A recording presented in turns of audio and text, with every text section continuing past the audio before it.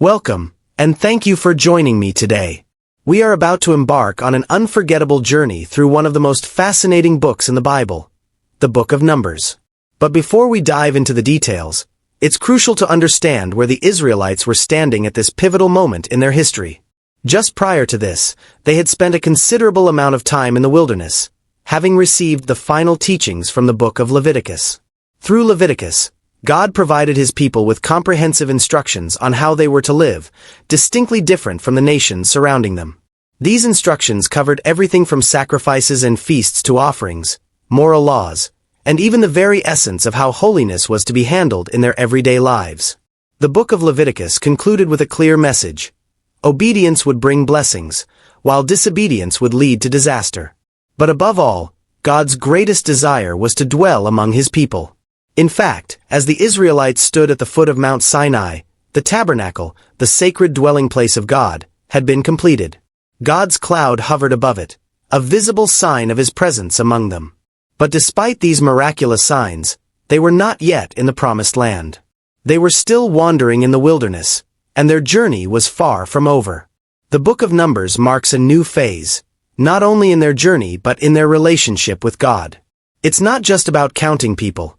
It's about preparing for destiny, organization, and readiness for the long journey ahead. This is about how the Israelites will be shaped into a nation that will face immense trials and, in the end, claim the promises God has given them. In the second year after the Israelites had left Egypt, as they were still camped at Mount Sinai, God spoke to Moses from the tabernacle and gave him a direct command: take a census of the entire community of Israel. This was not a mere head count. It was a divine and purposeful act. The census wasn't just to count the people, but to gather the men, those aged 20 years and older, who were able to serve in the Israelite army. This was a significant moment. Israel was transitioning from a group of freed slaves into a structured army, prepared for battle. Moses and Aaron were tasked with leading this census, and they weren't doing it alone. God had appointed one leader from each tribe to help, men of respect and influence who were to help bring this divine command to fruition. And so, from the tribes of Israel, God listed the leaders by name, leaders who would stand side by side with Moses and Aaron, assisting in this monumental task. Each tribe was meticulously counted, and the numbers were impressive. For example, Judah, the largest tribe, boasted 74,600 men, while the tribe of Reuben had 46,500, and Simeon had 59,300 men ready for battle. In total, the army of Israel numbered 603,550 fighting men, an incredible force. Yet, one tribe was set apart from the rest, the tribe of Levi. The Levites were not included in the census for the army because God had reserved them for a different purpose: the sacred duties of caring for and protecting the tabernacle. They would not be counted among the warriors but would have the vital responsibility of maintaining the holiness of God's presence. Now, Israel's organization began to take shape, with a clear structure and purpose. God not only wanted his people to be ready for the journey ahead, but he also desired them to be a people of order, reverence, and unity. God commanded Moses to organize the camp in a way that reflected the holiness and sacredness of his presence. The tribes were to be divided into 4 groups, each surrounding the tabernacle in a specific arrangement. This was no ordinary military camp. This was a picture of God's kingdom on earth, where the order of everything had divine significance. The tribes were grouped by direction: north, south, east, and west, with each tribe having its designated position under their tribal banner.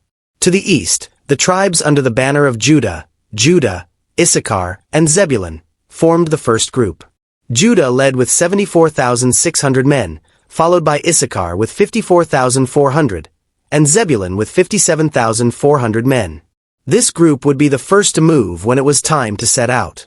To the south, the tribes of Reuben, Simeon, and Gad formed the second group.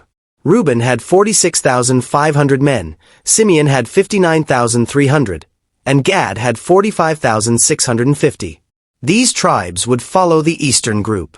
At the center of the procession, and the most important part of the camp, was the tabernacle, carried by the Levites. The Levites' role was crucial. They were the spiritual core of the camp, bearing the very presence of God wherever the Israelites went. Surrounded by the tribes, they symbolized God's holy presence, and no one was allowed to approach the tabernacle except for those designated by God. To the west, the tribes of Ephraim, Manasseh, and Benjamin camped. Ephraim had 40,500 men, Manasseh had 32,200, and Benjamin had 35,400. They were the third group to move when the time came. Finally, to the north, the tribes of Dan, Asher, and Naphtali formed the rear guard, with Dan being the second largest tribe, numbering 62,700 men. Asher had 41,500 men, and Naphtali had 53,400. This group's role was to protect the camp from attack, ensuring that no one could approach them from behind. Each tribe had a specific role to play, and no one tribe could act independently. They all moved as one disciplined body, under God's leadership, a united force called to fulfill His purpose. The role of the Levites. With the camp set in order, God focused on the Levites and their sacred duties.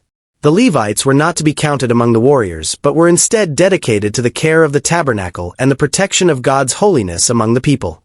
In the beginning, Moses, Aaron, and their sons were set apart as priests. But tragedy struck when Aaron's sons, Nadab and Abihu, offered unauthorized fire before the Lord and were struck down. Now only Aaron, Eleazar, and Ithamar remained to serve as priests under Moses' leadership. This underlined the importance of reverence and obedience to God's commands. God commanded Moses to set apart the entire tribe of Levi to serve in place of Israel's firstborn sons. When God struck down Egypt's firstborn, He had claimed Israel's firstborn for Himself. Now, instead of every family surrendering their firstborn son to God's service, the Levites would serve in their place. God divided the Levites into three main families, each with a specific responsibility. The Gershonites were responsible for the coverings of the tabernacle, the tent fabric, curtains, and ropes. The Kohathites were responsible for the sacred objects of the tabernacle, including the Ark of the Covenant, the table of showbread, and the altar. The Merarites were assigned to carry the structural parts of the tabernacle, such as the frames and pillars. Each of these families had their duties assigned by divine command. It wasn't a matter of personal preference or choice. It was about obedience to God's will. And no one could switch roles. Each task, whether large or small, was equally sacred. The total number of Levites counted by Moses was 22,000 males aged 1 month and older. But there was a problem. The number of firstborn males among the other tribes exceeded the number of Levites by 273. To remedy this, God required a ransom of 5 shekels for each of these extra firstborns. The silver collected was to support the work of the tabernacle and to maintain the sanctity of Israel's covenant with God. As Israel continued to prepare for their journey, God emphasized the importance of purity and holiness. His presence in the camp made it essential that the people lived in a manner that was worthy of His dwelling among them. It wasn't enough to be physically ready to move. The Israelites had to maintain spiritual purity as well. In the early stages of preparation, God gave Moses specific commands to ensure that the camp remained spiritually pure.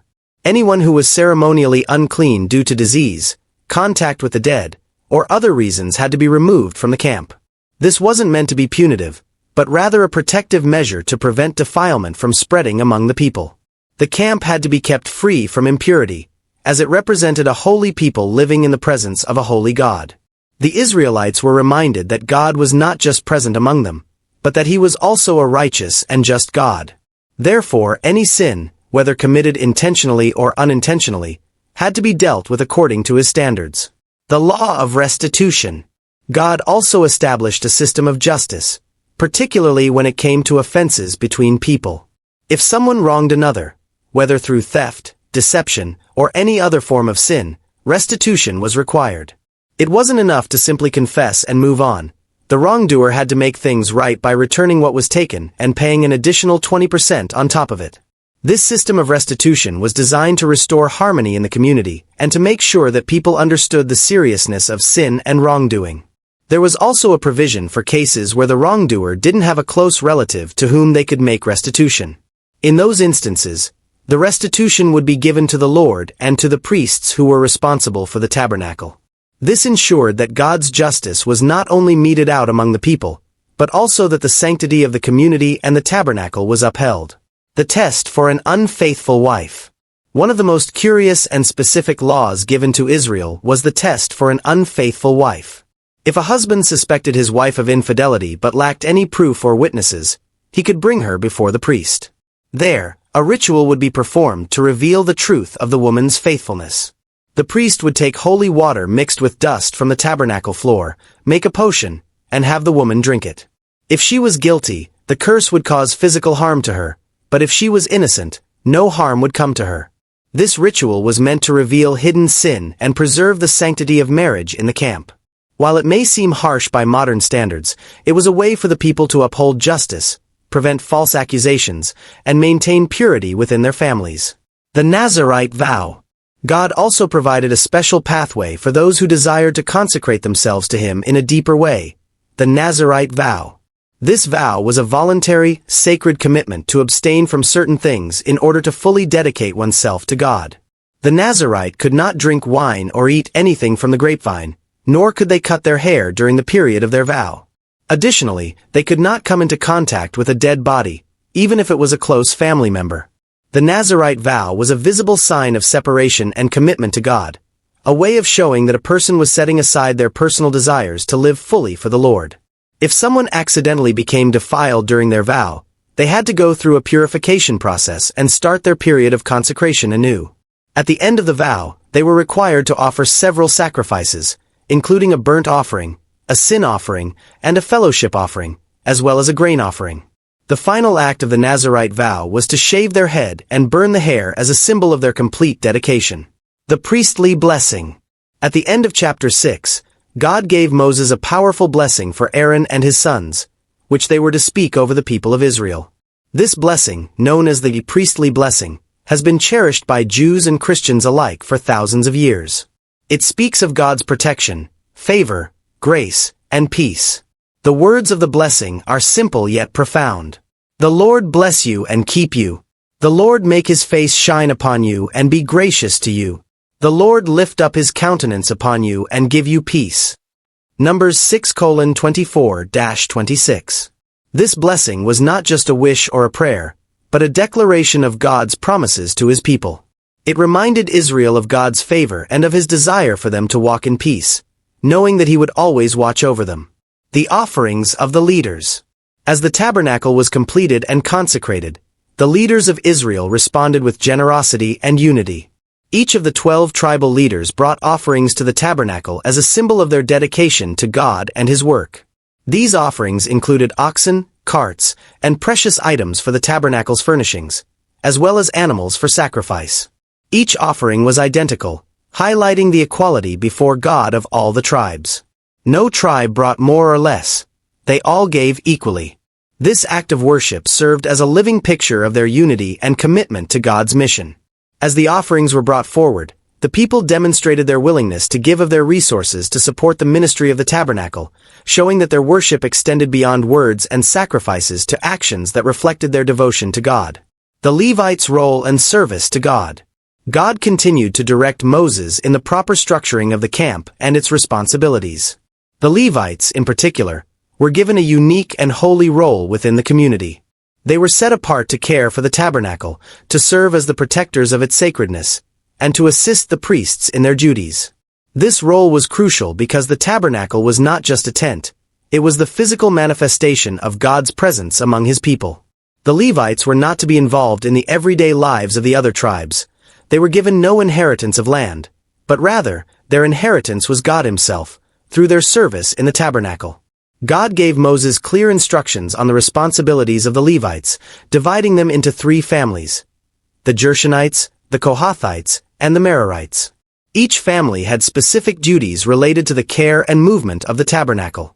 The Gershonites were tasked with the care of the tabernacle's coverings, curtains, and ropes. The Kohathites were responsible for carrying the most sacred objects, such as the Ark of the Covenant, the table of showbread, and the altars. The Merarites were assigned to transport the structural elements of the tabernacle, such as the frames, bars, pillars, and bases. Their duties were critical for the movement of the camp and the preservation of the tabernacle's sanctity. Each tribe within the Levites had its own responsibilities, but they were united in their calling to serve God and protect His holiness. Purification of the Levites. Before beginning their service, the Levites had to undergo a purification process. Moses was commanded to purify them by sprinkling them with water, shaving their entire bodies, and washing their clothes. This physical act was symbolic of their inner cleansing and readiness to serve in the Lord's presence.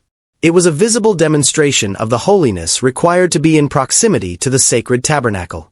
Once purified, the Levites were presented before the Lord. They were then laid hands upon by the people as a way to transfer their responsibilities. The entire process was a public declaration that they were set apart for the Lord's service, and their role within the community was essential for maintaining the sanctity of Israel's worship. The arrangement of the camp.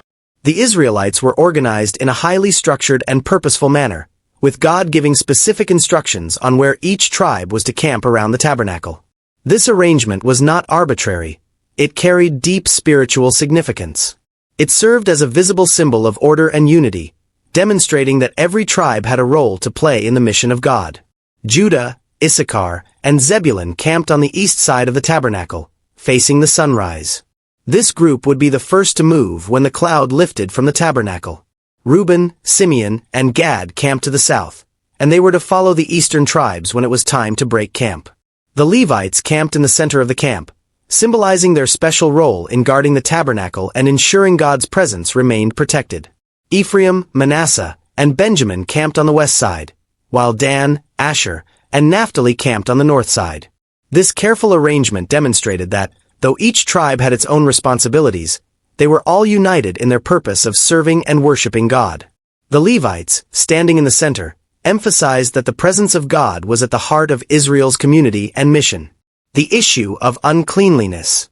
Purity was not just about the physical order of the camp, but also about the spiritual condition of the people. Therefore, God commanded Moses to remove from the camp anyone who had a contagious disease, had touched a dead body, or had become unclean in some other way. This separation ensured that Israel could remain in the presence of God without the defilement of sin or impurity. Unclean people were not to be treated as outcasts in a punitive sense, but rather, they were separated until they could be purified. Once they had been cleansed, they could return to the camp and participate in the community again. Justice within the camp. Justice within Israel was a matter of utmost importance. God had established laws to ensure that every person in the community, regardless of their social status, would be treated fairly and with respect. If a person wronged another, whether through theft or injury, they had to make restitution, returning what was taken and adding a penalty to restore balance. This system of justice ensured that sin and wrongdoing didn't spread throughout the camp, causing division or discord. The laws also addressed the rights of women in the community. The daughters of Zelophehad, who had no brothers, bravely came forward to request an inheritance in the land of Canaan. Their case became a model for future generations, establishing that women could inherit property if no sons were available, ensuring fairness and preserving family legacies. This decision was a testament to God's commitment to justice and equality for all his people. The role of vows. Vows, sacred promises made to God, were an important part of the Israelites' relationship with him. God instructed Moses to teach the people about the seriousness of vows, especially regarding the role of women. If a woman made a vow, it was considered binding, but if her father or husband objected, the vow could be annulled. This principle emphasized the importance of accountability and responsibility within the community, ensuring that people honored their commitments to God and one another. In chapter 30, the seriousness of making vows was underscored. When someone made a vow to God, it was not to be taken lightly. Breaking a vow was a serious matter, as it reflected a lack of integrity before God. The principle of honoring vows helped maintain the integrity of Israel's covenant with God. God's justice and Israel's victory over the Midianites. As Israel journeyed toward the Promised Land, God continued to guide and prepare them for the challenges they would face. In the wilderness, they had already witnessed God's miraculous provision and guidance. However, there were still matters of justice and obedience to address before they could fully possess the land. God commanded Moses to exact vengeance on the Midianites, who had deceived the Israelites into sin through their women, leading them into idolatry and immorality. The Israelites were to wage war against the Midianites, and God gave them victory. They struck down the 5 kings of Midian and killed Balaam, the prophet who had enticed Israel to sin. Upon returning from the victory, Moses was angered because the Israelites had spared the Midianite women, who had been the ones to lead Israel into sin. They were commanded to eliminate all the women who had been involved in leading the people astray. God made it clear that impurity and disobedience must be eradicated from among his people. The Israelites were also commanded to purify the soldiers and the spoils of war before re-entering the camp. This event was another reminder of the importance of holiness and obedience to God's commands. The judgment of the Midianites was an act of justice, but it was also a call for the Israelites to remain faithful and pure as they prepared to enter the land that God had promised them. The Reubenites, Gadites, and half-tribe of Manasseh's request. As Israel approached the borders of the Promised Land, the Reubenites, Gadites, and the half-tribe of Manasseh found that the land on the eastern side of the Jordan River, which they had conquered, was well suited for their large herds of livestock. The land was fertile and spacious, making it an ideal place for them to settle. They came to Moses with a request. They wanted to remain on this side of the Jordan and not cross over into Canaan. Moses was initially upset by their request, fearing that it would discourage the rest of the Israelites from crossing the Jordan to possess the land. He reminded them of the past rebellion of their ancestors, who had refused to enter Canaan out of fear, leading to 40 years of wandering in the wilderness. However, the Reubenites and Gadites assured Moses that they would not abandon their brothers. They promised that they would arm themselves and fight alongside the other tribes to conquer Canaan, and only after the land had been subdued would they return to settle on the eastern side of the Jordan. Moses agreed to their request, but he made it clear that if they failed to keep their word, they would be guilty of sin. This decision was a testament to the importance of unity and shared responsibility in the Israelite community. While the tribes of Reuben, Gad, and Manasseh would settle outside of Canaan, their commitment to fighting for the Promised Land would ensure that they remained part of the collective journey toward fulfilling God's promises. The final instructions for the division of the land. As the Israelites prepared to enter the Promised Land, God gave Moses detailed instructions for how the land was to be divided among the tribes. This division would be done by casting lots, with larger tribes receiving larger portions of land and smaller tribes receiving smaller portions. The Levites, however, would not receive land like the other tribes, as their inheritance was their service to God. Instead, they were given cities to live in, with surrounding pasturelands for their livestock. God also gave instructions about the cities of refuge, which were designated places where someone who had accidentally killed another person could seek refuge. These cities were established to ensure that justice was administered fairly, protecting those who had committed manslaughter while awaiting trial. The laws concerning murder and manslaughter were clear. If a person killed another intentionally, they were to be executed, but if the killing was unintentional, the person could seek refuge in one of the cities of refuge. This system ensured that the Israelites would live in a society that valued justice, fairness, and protection for all people. The daughters of Zelophehad. In the final chapters of Numbers, a remarkable case came before Moses and the leaders of Israel. The daughters of Zelophehad, Mahlah, Noah, Hoglah, Milcah, and Tirzah, approached Moses with a request. Their father had died without leaving any sons, and as a result, his inheritance was at risk of being lost. The daughters asked for the right to inherit their father's portion of land, and God affirmed their request. This decision established an important principle in Israel's legal system. If a man died without sons, his daughters could inherit his property. This law not only ensured fairness and justice for women, but also preserved family legacies. The daughters of Zelophehad's courage and boldness were rewarded by God's provision, and their story became an example of God's justice and his willingness to honor the needs of his people. Moses appoints Joshua as his successor. As Moses neared the end of his life, he knew that he would not be able to enter the Promised Land. God had already told him that he would not cross the Jordan due to his disobedience at Meribah. With a heart full of love for Israel, Moses prayed to God, asking him to appoint a leader to guide the people after his death. God answered Moses' prayer by selecting Joshua, the son of Nun, to succeed him. Moses laid hands on Joshua in a public ceremony, commissioning him to lead the Israelites into the Promised Land. This moment marked the transition of leadership from Moses to Joshua, and it was a sign of God's continued faithfulness to his people. Joshua, who had proven himself faithful and courageous, was entrusted with the task of leading Israel into the fulfillment of God's promises. The new generation and their preparation.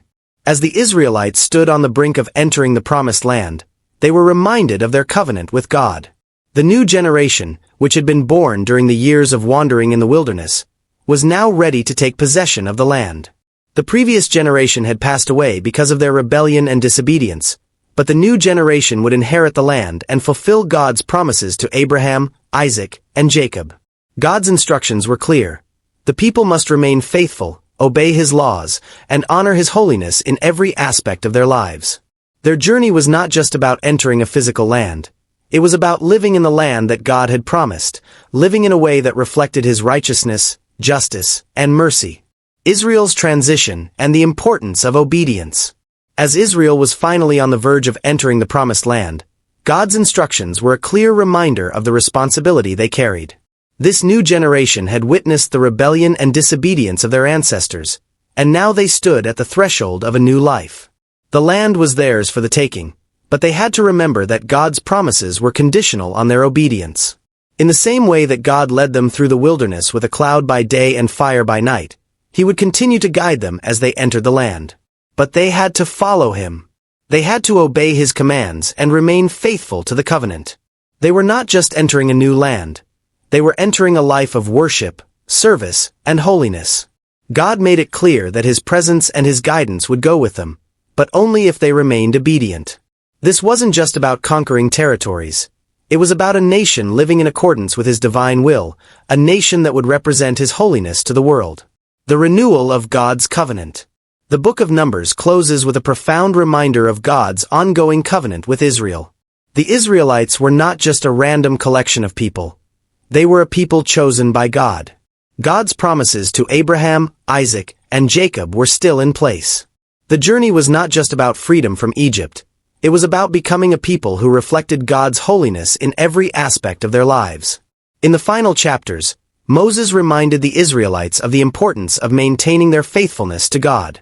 As they entered the promised land, they would face challenges and temptations. They would be surrounded by nations that did not worship the God of Israel. The call was clear. They had to drive out the inhabitants of the land, tear down their altars, and destroy the high places where they worshipped false gods. Israel's success in the promised land depended on their obedience. The land was theirs to take, but they had to choose to walk in God's ways. Final instructions and God's justice. The final chapters of Numbers also contain a series of important laws and instructions. These laws were not just about moral behavior. They were about building a society that reflected God's righteousness. Whether it was the division of the land, the purification rituals, or the laws concerning vows, every instruction was meant to ensure that the Israelites would live in a way that honored God. God's justice was at the heart of these instructions. The land was sacred, and God was calling His people to live in a way that would honor His holiness. Whether it was the setting aside of cities of refuge, where people who had accidentally killed others could flee for safety, or the laws concerning murder and manslaughter, God's desire was that justice would prevail in His land. At the same time, God also provided for the needs of His people. The Levites, who had no land of their own, would be supported through the tithes and offerings of the people. This system ensured that the work of the tabernacle, and later the temple, would continue, and that the Israelites would always have a place to turn to for guidance and spiritual nourishment. The daughters of Zelophehad's bold request. A remarkable moment in Israel's history occurred when the daughters of Zelophehad, Mahlah, Noah, Hoglah, Milcah, and Tirzah, approached Moses with a bold request. Their father had died without leaving any sons, and as a result, his inheritance was at risk of being lost. The daughters asked for the right to inherit their father's land, and God answered their request. This was a groundbreaking moment for the women of Israel, as it set a precedent for women to inherit land in the absence of male heirs. This story highlighted God's concern for justice and fairness. The laws of Israel were not meant to discriminate, but to ensure that all people, regardless of gender, were treated with dignity and respect. The daughters of Zelophehad's request was honored, and their faith, courage, and boldness became an example for the entire nation. Moses' final days and Joshua's appointment. As Moses' life drew to a close, he was able to see the fulfillment of God's promises. Although Moses himself would not enter the promised land due to his disobedience at Meribah, God had prepared a leader to take his place. Joshua, the son of Nun, was appointed to lead Israel into the land. Moses laid hands on Joshua, publicly commissioning him as the new leader of Israel. This act marked the end of one era and the beginning of another. Joshua would lead the people into the land that God had promised to their ancestors, and he would do so with the authority that had been passed on from Moses. Joshua's leadership was not just about military conquest. It was about guiding the people in their covenant relationship with God. Just as Moses had done, Joshua would call the people to obedience and faithfulness. His leadership would shape Israel's future, ensuring that God's promises would continue to be fulfilled. The closing words. The book of Numbers ends with the Israelites on the brink of entering the Promised Land. After years of wandering in the wilderness, they were finally poised to take possession of the land God had promised to Abraham, Isaac, and Jacob. The journey had been long and difficult, but God's faithfulness had never wavered. Through every challenge, every trial, and every victory, God had been with them. As they stood on the edge of the Promised Land, Israel was reminded that their journey was not over. The land was theirs for the taking, but they still had to choose to walk in obedience. The choices they made in the coming days would determine their future as a nation. The final chapters of Numbers remind Israel of their sacred responsibility to honor God, to remain faithful to His commands, and to live as a people set apart for His glory. This was not just a physical journey to a new land. It was a spiritual journey to a deeper relationship with God, a relationship that would be tested and refined as they entered the land. The book of Numbers is not just about a journey through the wilderness. It is about the process of preparing a people to inherit the promises of God. It is about faith, obedience, and the unshakable faithfulness of God. As Israel stood on the edge of the Promised Land, they were reminded that they had been chosen by God for a divine purpose. This story, though ancient, continues to speak to us today as we also seek to walk in God's promises and fulfill His calling on our lives. In the final analysis, Numbers shows us that God's faithfulness is unwavering, even when His people fail. The journey to the Promised Land is not just a story of conquering a physical territory. It is a picture of the spiritual battles we face as we seek to live out God's will for our lives. May we learn from the lessons of Israel's journey and strive to walk in obedience, faith, and holiness, knowing that God is always with us, leading us toward His promises.